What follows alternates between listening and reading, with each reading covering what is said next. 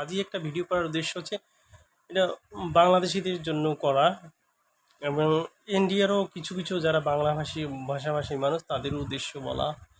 তো বাংলাদেশিদের উদ্দেশ্যে বলছি, তোমাকেও কোনো খায়া দেয় কাজ নাই। তোমাকে ওরা ফেসবুক খুললেই ওরা করে কি, ওই অপু বিশ্বাস আর বুবলি 203-এর ঝগড়া নিয়ে ওরা ভিডিও, কেউ এডিটিং করে ভিডিও ভিডিও তৈরি করছে, কেউ আবার ওগুলো চর্চা করছে, কেউ কমেন্ট করে, কেউ লাইক শেয়ার করছে, এবং কখনো বুবলির পেজে কখনো অপু বিশ্বাসের পেজে, এই 203-এর পেজে ঘোরাঘুরি করছে অনেক স্টুডেন্ট যারা আছেন এবং কর্মক্ষেত্রে যারা আছেন। তাদেরকে বলছি, তোমাদের সময়ের কি এতটাই মানে দাম নাই? তোমরা যে অপু বিশ্বাসের পেজ কখনো আবার বুবলির পেজে ঘোরাঘুরি করো, তো তোমাদের কি, তোমরা মোবাইলে এমবি ভরো কি এটার জন্য নাকি? 203-এর ঝগড়া, আগে 203-এর মানুষ ঝগড়া শুনতো ঠিকই, কিন্তু এখন টাইম ছিল অনেকটা মানুষের, এখন বর্তমান সময় তো মানুষের টাইম নেই না।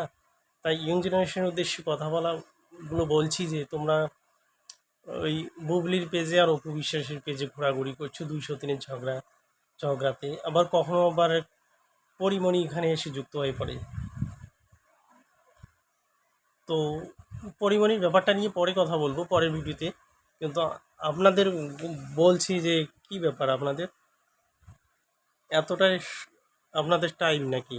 খেয়ে দিয়ে কোনো কাজ নেই নাকি? স্বামী রোজগারের টাকা খান আর এগুলো ভিডিও করেন, বাপের টাকা খান আর এগুলো দেখেন বুবলির পেজে। বুবলি কি বললো, কাকে কুত্তা বললো, বা অপু বিশ্বাস কাকে কি বললো, এসব নিয়ে ঘোরাঘুরি করেন, ব্যাপারটা কি? লাইক কমেন্ট শেয়ারের কোনো অভাব হয় না ওই বুবলি আর অপু বিশ্বাস, বুবলি অপু বিশ্বাস, শাকিব খান দুজনকেই ছেড়ে দিয়েছে। এগুলো নিয়ে তোমরা চর্চা করো না। ঠিক আছে, চর্চা করা ভালো, মোবাইল দেখা ভালো, এমবি ভরা ভালো, কিন্তু তাই বলে ওরা আপনাদেরকে ব্যবহার করে ওরা ফায়দা লুটছে, জানেন?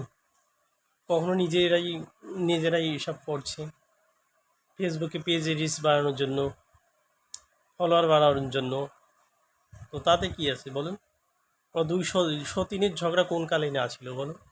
সতিনী তো ঝগড়া করবেই, সেটা নিয়ে আমাদের চর্চা করার কোনো ব্যাপার আছে নাকি? কখন কি করলো না করলো, কে কাকে কি বললো, সবসময় শুধু তোমরা ওসব নিয়ে এই পেজে ওই পেজে ঘোরাঘুরি করো। দেখি অপু বিশ্বাস কী লিখলো, বা দেখি বুবলি আজকে কী বললো, ওকে কারো ওর সন্তানকে অটিস্টিক বলছে, ওর সন্তানকে আশীর্বাদ করছে, এসব কি?